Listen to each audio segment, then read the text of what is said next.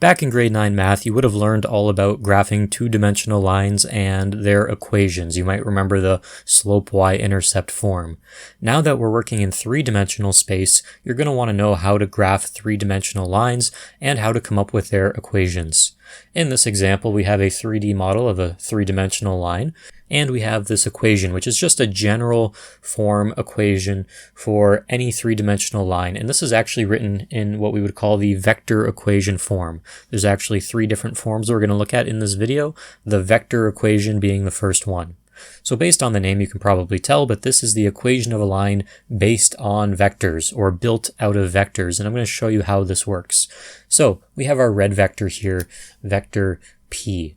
And in 3 dimensions, you can imagine that vector looking like this. So it's simply the vector that travels from the origin to any point on the line. So you can pick any point you like. In this case, I'm using the point 1, 2, 3. So the point 1, 2, 3 is a point that exists on our line. So this is the vector 1, 2, 3 because it goes from the origin to that point. And I'm using P here because this is what we call the position vector.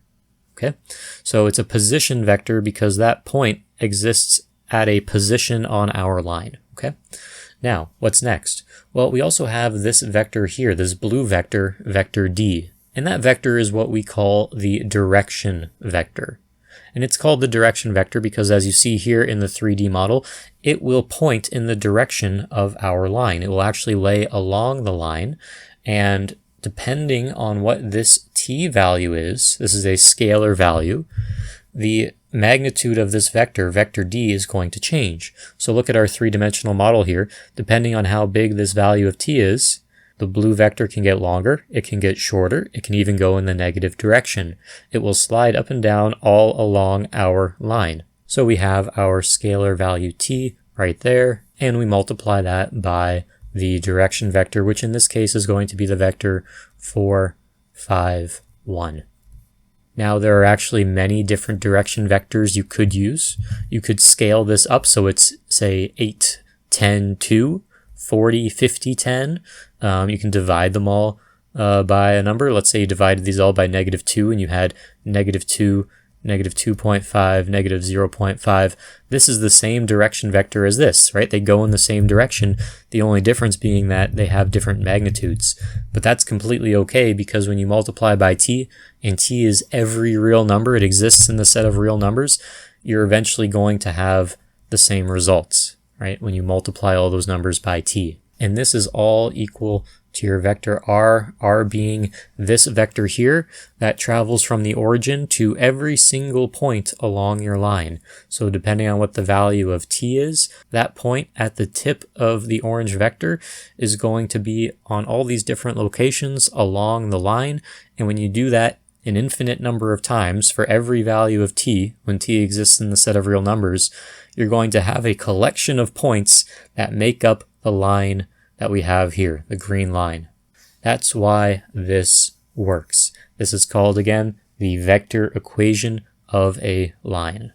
So you can think of it a little bit like how in 2 dimensions we have a point on a line, and you also have a slope of the line, and that slope is multiplied by a value of x, and we have several values of x, right? You can think of it the same way. The position vector is like a point on the line, and the direction vector is like the slope. It tells you what direction your line is going to go in starting at that point, right? So you can make the connection between those ideas if that helps you to visualize what's going on here. So if you're ever given a point that exists on a line, you can take that point and make it into your position vector. And then if you're given another point on the line, you can take the difference between those 2 points and use that as your direction vector, because that will give you a vector that exists on the line. Hopefully that makes some sense. That's the first type of equation we have for lines. The second type of equation we have is what we call the parametric equations. The parametric equations usually look something like this. You'll have x is equal to, and you'll have x naught plus a times t. You'll have y is equal to y naught plus b times t, and you'll have z is equal to z naught plus c times t. And so yes, there are three separate equations when you're trying to represent a single line in 3 dimensions if you're using your parametric equations, okay? So what do these all mean? What are all these values actually? What would be an example of this? Well, if we're going based on the last example where the line was r equals, and then we had the position vector 1, 2, 3, and a direction vector of 4, 5, 1, these x, y, and z naught values, x naught, y naught, z naught, those are all coming from your position vector. The a, b, c, those are the x, y, z values coming from your direction vector, which is why they're all multiplied by t, because this vector here is multiplied by t. So if we wanted to do this example and change this vector form into these parametric equations, all you'd have to say is that x is equal to 1 plus 4t. You could say y is equal to 2 plus 5t. And you could say that z is equal to 3 plus 1t. Or you could just say t, right? 1 times t, you can just write t. So these would be the parametric equations for this vector equation. You can say either that or this, and they mean the exact same thing. They will describe the exact same scenario. Now, in either of these cases, if you want to find a random point on the line, just pick a random value for t, right?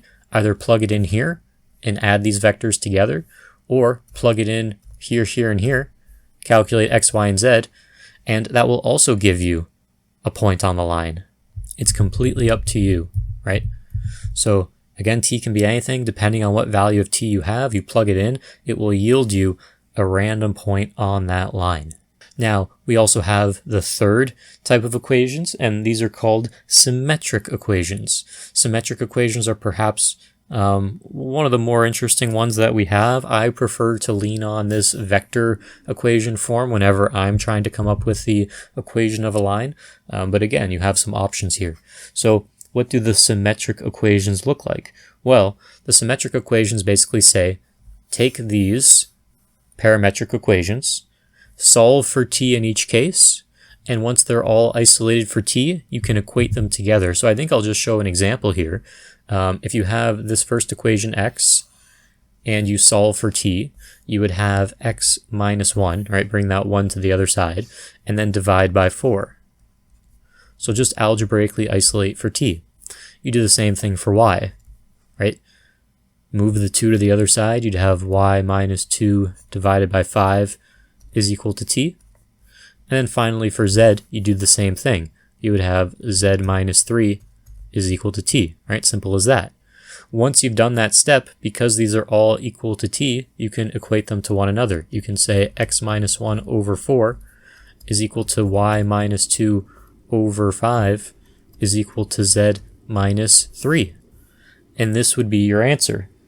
These are the symmetric equations. So we've isolated for that value of t, and we've equated those three parametric equations together. Now, just a quick example. Let's say that you're given a point, okay? We'll call this point P, and point P will be equal to 2, 4, negative 3. And let's say we're told that this point exists on a line and that that line is parallel to the vector, and they give us a vector. It is 3, negative 2, 5. Well, if it's parallel to this vector, you can think of them as having the same slope, and we don't really call it slope in 3 dimensions. Remember, what we call it is the direction vector. So what we can simply do is we can use this vector as our direction vector, and we can use this point to make our position vector, because remember, the position vector goes from the origin to a point, in this case this point, right?